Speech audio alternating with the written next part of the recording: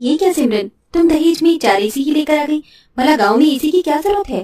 दीदी, आप शुरू से ही गांव में रह रही हैं, पर मैं आपकी तरह गवार नहीं, शुरू से शहर में रहती आई हूँ और मुझे 4 एसी में सोने की आदत है।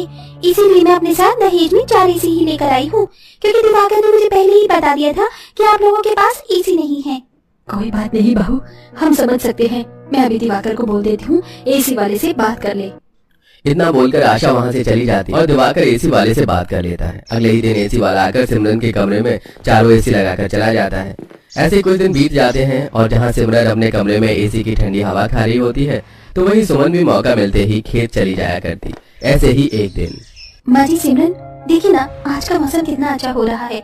मैं पापा जी को सब्जी की खेतों में खाना देने के लिए जा रही थी। मैं तो कहती हूँ कि आज आप दोनों भी मेरे साथ चलिए, घंटे 2 घंटे वहीं बिता कर आएंगे। मुझे कोई शौक नहीं है इस गर्मी में बाहर जाने का, आप जाओ, मैं अपने कमरे में ही सो लूंगी। कोई बात नहीं बड़ी बहू, मैं चलती हूँ तेरे साथ। कमालपन की भी हद होती है, इन लोगों को एसी से ज्यादा बाहर की हवा पसंद है, वो भी इतनी गर्मी में। जहाँ मन ही मन सिमरन मुंह बना रही होती है तो वहीं सुमन अपनी सास के साथ अपने ससुर के लिए खाना लेकर खेत में जाती है, जहाँ विनोद सब्जियों के खेत में पानी दे रहा होता है। सुनिए जी, कुछ हरी सब्जी तोड़ लेना और अब जाकर पहले खाना खा लीजिए। हाँ हाँ भाग्यवान, बस अभी आता हूँ। इस तरह सुमन अपनी सास और ससुर के साथ वहीं पर बैठकर खाना खाती है और कुछ देर बाद आशा अपने पति और बहू के साथ कुछ सब्जियां खेत से तोड़कर घर ले जाती है। इसी तरह कुछ दिन बीत जाते हैं और एक रात, बहू रात हो गई, जल्दी से खाना लगा दे, तेरे ससुर जी भी खेत से आते होंगे। भाभी मेरा खाना कमरे में ही लगा देना, मैं तो एसी की हवा में बैठकर ही खाऊंगा। इतना बोलकर दिवाकर अपने कमरे में चला जाता है और सिमरन के साथ एसी में खाना खाता है। और कुछ देर बाद एक बार फिर सुमन सबसे बोलती है, ये लो देवरानी जी, फिर से लाइट चली गई। अब क्या फायदा कमरे में खाना खाने का।